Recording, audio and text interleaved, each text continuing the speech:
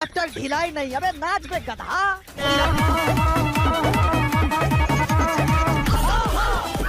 जब आपका कोई नेता बीजेपी चला जाता है तो आप कहते हैं कि बीजेपी की जो वॉशिंग मशीन है उसमें उसकी सफाई हो गई, धुलाई हो गई।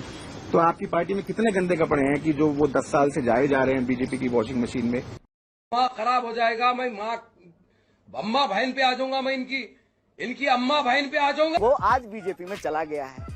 वो सारे आरोप जो उस वक्त वो हम लोगों के ऊपर लगा रहे थे, तो मैं ये बात स्वाभाविक रूप से पूछूंगा ना बीजेपी का कि आप मेरे ऊपर आरोप लगा रहे हैं, मेरे बगल में बैठे हुए व्यक्ति पे आरोप लगा रहे हैं। ये व्यक्ति जब बीजेपी में चला जाता है तब भी वो आरोप आप पूछते हैं। हाँ भाई, कैसी लगी? अभी आपको पता है बीजेपी के एक प्रत्याशी ने एक बयान दिया है कि जो हमको वोट नहीं देगा वो देशद्रोही है।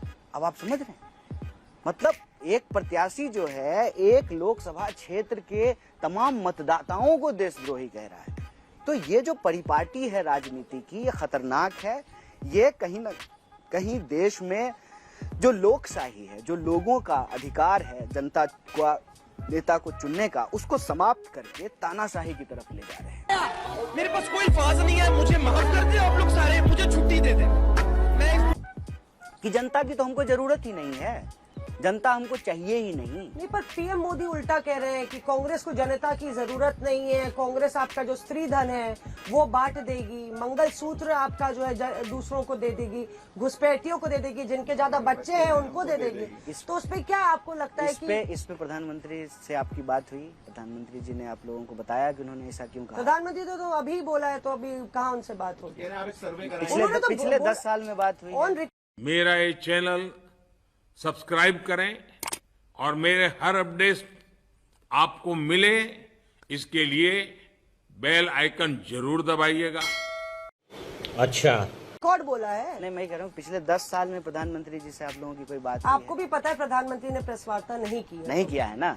देखा आपने लापरवाही का नतीजा है। इसीलिए मैं कहता तो कोई दो राय है नहीं। प्रधानमंत्री प्रेस वार्ता इसलिए नहीं करते हैं कि आप उनसे सवाल पूछेंगे।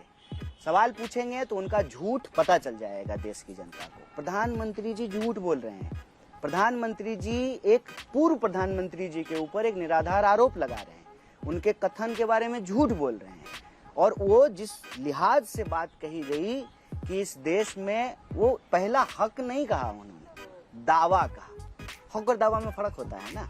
वाह मोदी जी, वाह वाह। और ये तो जो है संविधान कह रहा है ना, ये संविधान कह रहा है कि इस देश के अंदर जो गरीब लोग हैं उनको अधिकार देना इस देश की एकता के लिए, इस देश के विकास के लिए, इस देश की प्रगति के लिए जरूरी है। जैसे आपका दोनों हाथ है, ये हाथ आपका कमजोर होने लगे तो आप फिजियोथेरेपिस्ट के पास जाएंगे ना, इलाज कराएंगे ना। प्यारी समझ गई। इसमें क्या अन्यायपूर्ण है?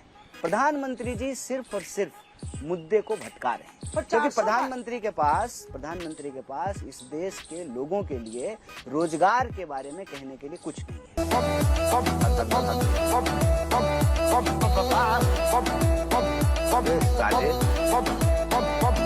महंगाई पर बोलने के लिए कुछ नहीं है, देश में बढ़ती असमानता पे बात करने के लिए कुछ नहीं है।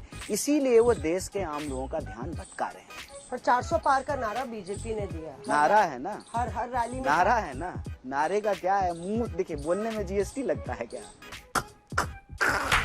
मुंह है, बोल दिए। अगर 400 के दावे में सच्चाई होती तो आपको लगता है 75 साल की उम्र में सुबह से शाम तक प्रधानमंत्री रैली कर रहे होते?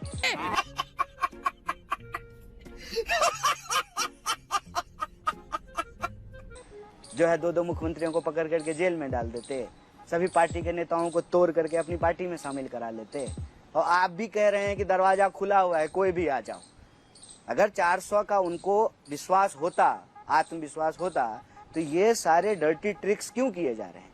ये विश्वास नहीं है उनको, ये घबराहट है बीजेपी की।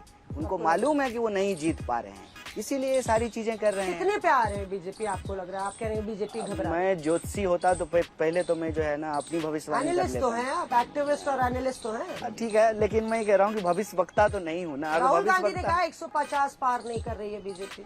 वो हमारे लीडर हैं, उनके पास पार्टी फंक्शनरीज का जो पॉलिटिकल इंटेलिजेंस होता है उनके पास होता है। तो अगर वो कह रहे हैं इसका मतलब अलग अलग स्टेट के जो लीडर्स हैं वो उनको रिपोर्ट कर रहे हैं, उनके पास पॉलिटिकल इंटेलिजेंस है, इस आधार पर वो कह रहे हैं। अटल ढिलाई नहीं, अबे नाच बे गधा।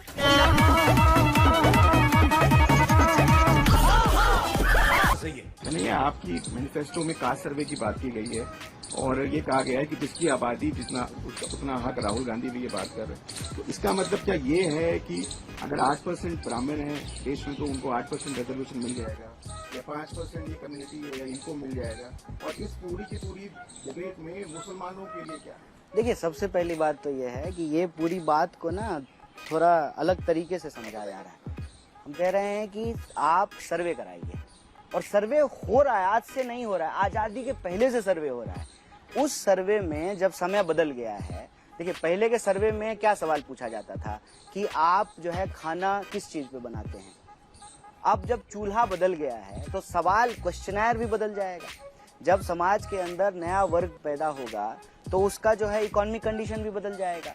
देखने में ये मिल रहा है कि एक तरफ तो धन संपत्ति पैदा हो रही है, दूसरी तरफ जो है लोग गरीब हो रहे हैं, परचेजिंग पावर उनका कम हो रहा है, जीडीपी बढ़ रही है लेकिन प्रति व्यक्ति जो है जीडीपी का हिस्सा वो घट रहा है, लोगों को खरीदने की शक्ति कम हो रही है। तो ये जब तक आप सर्वे नहीं कराएंगे, मैं एक सिंपल बात कहता हूँ, आपकी शादी हो गई है, बच्चे हैं, उसका बर्थडे है, तो आप गेस्ट लिस्ट बनाते हैं ना कि 10 लोग आ रहे हैं उतने का खाना बनाएंगे।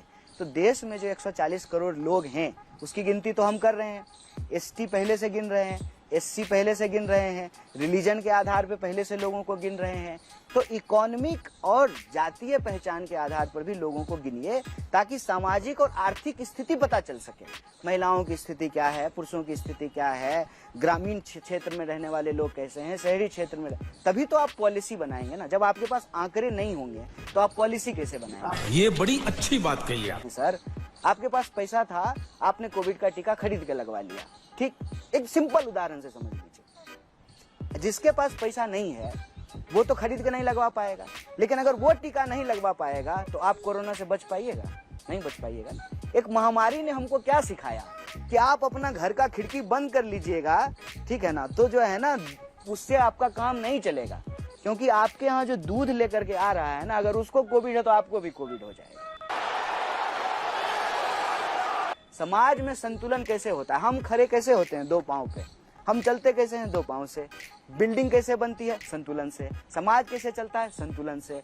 अगर आप असंतुलित कर देंगे कि एक तरफ तो जो है एक आदमी दुनिया का सबसे अमीर आदमी बन गया है, दूसरी तरफ जो है किसी इंसान को 2 वक्त का खाना नहीं मिल रहा है, तो देश में अगर आप पॉलिसी बनाने जा रहे हैं तो आपके पास ये आंकड़ा होना चाहिए। सिंपल सी बात है। हक सुनिश्चित कैसे करेंगे? तो जो देश की संपत्ति पैदा हो रही है, जो देश के लोगों की संपत्ति है, सरकार ये जो बिल्डिंग बनाएगी अभी 20,000 करोड़ का सेंट्रल विस्टा, तो क्या ये अमित शाह जी का पैसा है कि देश का पैसा है? देश के टैक्स पेयर्स का पैसा है। तो आप देश के टैक्स पेयर का पैसा कहाँ खर्च करेंगे? अस्पताल पे खर्च करेंगे, रोड पे खर्च करेंगे, स्कूल पे खर्च करेंगे। इसके लिए आंकड़ा तो जरूरी है ना सर। पर ये देखिए ना, भागीदारी की आप बात करते हैं, बीजेपी कहती है, प्रधानमंत्री नरेंद्र मोदी कहते हैं कि कांग्रेस में सिर्फ परिवारवाद की भागीदारी बढ़ी है, पूरा परिवारवाद है, और बार बार राहुल गांधी को लॉन्च करने की कोशिश होती है, दोबारा तिबारा, पर राहुल गांधी फ्लॉप शो रहे हैं। एक बार बताइए, एक बारी शहजादे को लॉन्च हम तो कह रहे हैं पूरे देश की भागीदारी की बात, उनको तो जो है गांधी परिवार की चिंता हो रही है। परिवारवाद तो मुद्दा बनाया है ना बीजेपी ने, इंडिया अलायंस बोलते हैं वो। ऑब्सेस्ड हो गए हैं, वो ऑब्सेस्ड हो गए हैं। उनके पास देखिए ना, मतलब बताइए, प्रधानमंत्री अपना घोषणा पत्र छोड़ करके कांग्रेस का घोषणा पत्र के बारे में बात कर रहे हैं, अपना एजेंडा छोड़ करके कांग्रेस पे कीचड़ उछाल रहे हैं, अपने बारे में बताने के बजाय राहुल गांधी के बारे में बोल रहे हैं, अपने परिवार के बारे में बताने के बजाय, उन्होंने कहा ना कि देश उनका परिवार है, तो बताइए ना कि देश के परिवार के लोगों को 10 साल में आपने 20 करोड़ नौकरी दी। बताइए ना, देश के परिवार के लोग जो हैं वो महंगा तेल खरीद रहे हैं, महंगा जो है सिलेंडर खरीद रहे हैं, उनको नौकरी नहीं मिल रही है। नहीं, बताइए जी, देखिए यहाँ पे दलाल है ये दलाल। सक्सेस से आपा जाता है, नापा जाता है कि आपको चांस मिलना चाहिए कि नहीं। 14 में राहुल गांधी चेहरा थे, 19 में राहुल गांधी चेहरा थे, ये तो एक ट्रैक रिकॉर्ड है ना राहुल गांधी का। आप भारतीय संस्कृति के विरुद्ध बात कर रहे हैं। भारत है ना कि बार-बार फेल हुए हैं, ये कहा जाता है, बीजेपी से आरोप मैं इससे डिसएग्री करता हूँ, इसलिए हैट्रिक ऑफ फेलियर्स हो जाएगी। नहीं, मैं डिसएग्री करता हूँ आपके इस सवाल से पूरी तरह से। मैंने अभी आपको भारतीय होने के बारे में बताया। भारत में सफलता से जो है ना किसी भी व्यक्ति का मूल्यांकन नहीं किया जा सकता है। मान लीजिए आपके पिताजी सफल नहीं हुए तो क्या आप उनका डिसरेस्पेक्ट करना शुरू कर देंगे? हम सियासत की बात कर रहे हैं ना, सियासत में भी नैतिकता सबसे आपकी आइडियोलॉजी की बात कर रहे हैं। अगर जनता आपको पास नहीं कर रही ये है तो आप बीजेपी फेल होंगे ये ना। बीजेपी की आइडियोलॉजी है। तभी तो जब देश लड़ रहा था ब्रिटिश क्राउन के खिलाफ तो ये विक्टोरिया माता की जय बोल रहे थे। तभी तो जब देश 1942 के भारत छोड़ो आंदोलन में सड़कों पे था तो ये अंग्रेज के साथ बैठे तो हुए थे। राहुल गांधी सफल है आपके मुताबिक? बिल्कुल सफल है। देश की जनता का आवाज उठाना नेता का काम है, बिना डरे। सरकार आपको कितना भी डराए, कितना भी आपके ऊपर जो एजेंसियों का दबाव डाले, आपको जेल में डाल दे, आपके ऊपर हमले कराए, फिर भी आप एक निडर योद्धा की तरह जनता का सवाल उठाएं। जैसे गांधी एक जो है लाठी लेकर के, धोती लपेट करके, जिसका सूरज अंत नहीं होता था, उसके सामने खड़े हो गए थे। उस वक्त भी ब्रिटिश क्राउन के खिलाफ गांधी खड़े हुए थे और इस वक्त भी उनकी ही तरह जो है डिवाइड एंड रूल की पॉलिसी पे चलने वाले ये जो गोडसेवादी विचारधारा है उसके सामने राहुल गांधी खड़े हुए हैं। इसमें कोई दो राय नहीं है मैडम। और सफलता के आधार पर सम्मान, ये भारतीयता नहीं है। भारतीय नैतिक। पहले तो ये मान लिए कि बीजेपी वॉशिंग मशीन है। मैं तो ये भी पूछ रहा हूँ कि आपको कितने गंदे कपड़े हैं? पहले आपके सवाल से ये प्रतीत हो रहा है कि आप मान रहे हैं कि बीजेपी वॉशिंग मशीन तो है। वो ये कह रहे हैं कि आपके पार्टी में, यानी कि आप एडमिट कर रहे हैं भ्रष्ट नेता है। आपके पास बहुत सारे देखिए, ये बात मैंने सबसे पहले इस्तेमाल की थी एक टीवी डिबेट के कॉन्क्लेव में। ये वर्ड जो है हमने कहा था क्योंकि सामने से ना बार बार बीजेपी के प्रवक्ता ना ये सवाल पूछ रही थी, महिला प्रवक्ता थी, ये आरोप लगा रही थी। तो हमने कहा कि जिस भी व्यक्ति पे आप आरोप लगा रहे हैं, ठीक है। और मजेदार बात आपको बताते हैं, वो इंटरव्यू आप यूट्यूब पे जाके देख सकते हैं। मेरे बगल में जो उस वक्त हमारे साथ बैठा हुआ लड़का था, जो अब भाजपा का नेता है, वो मेरे बगल में बैठा हुआ था। और जब आप माफियाओं और मतलब ऐसे लोगों पे बुलडोजर चलाने की बात करते हैं, तो जब आपके ही पार्टी के लोग जैसे अजय मिश्रा, टेनी जैसे माफियाओं के ऊपर क्यों नहीं चलता है बुलडोजर? यही बुलडोजर आपका वहां के बंद क्यों हो जाता है? अभी मजा आएगा ना भिड़ो। अच्छा प्रश्न है, जनसाधारण का प्रश्न है। आप बताइए, जिस लड़के ने, टेनी साहब के बेटे ने, जो पूरा विषय चल रहा था, उस विषय में कमेटी बैठी, किसी तरह साहब क्यों साहब नहीं, मंत्री है देश के, आप गाली देते हैं। आपके लिए तो हाफिज सईद साहब है, टेनी जो मंत्री है देश के, वो साहब नहीं हो सकते। गोडसे साहब, आप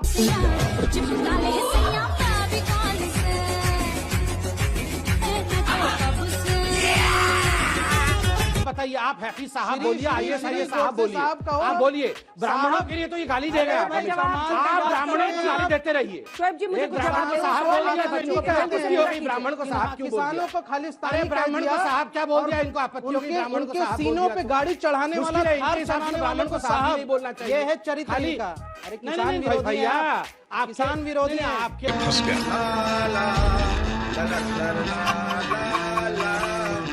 के लिए तो केवल किसान विरोधी हैं, अफजल गुरु ही साहब है, किसान विरोधी हैं। जमाई साहब प्लीज। शिवराम जी, आपके लिए सवाल भी नहीं आ रहा। अरे कोई बात नहीं, सवाल की जरूरत नहीं, जो है उसका आंसर तो दे दे। पर आप खुश हो रहे होंगे, उनसे आज पूछ रहे हैं लोग। नहीं, इनसे तो सीट भी नहीं आया, सवाल क्या चीज़ है? भागते हैं, सीट भी नहीं आया है। खैर, देखिए, ये अच्छा प्रश्न था। उनके बेटे के साथ आप बताइए, पूरी न्याय प्रक्रिया हुई कि नहीं? जो पहले होता था, आप देखिए आज बंगाल के अंदर एक, तो यही नया प्रक्रिया खरगों में होना चाहिए ना। मैं बोल लूं, जिन्होंने पत्थरबाजी बंद होगी तब मैं होनी चाहिए, नहीं होनी चाहिए। मिस्टर जमाई प्लीज बीच में मत बोलिए, मैं आपके पास आ जाऊंगी। मैं जवाब लूंगी। एक लॉजिकल बात है, ठीक है, जल्दी से। मिस्टर जमाई सर, 10 दिन तक रेड कार्पेट ट्रीटमेंट मिला बेटे को। मैं बता रहा हूँ, केंद्रीय गृह राज्य मंत्री होने का फायदा मिला बेटे को। 10 दिन बाद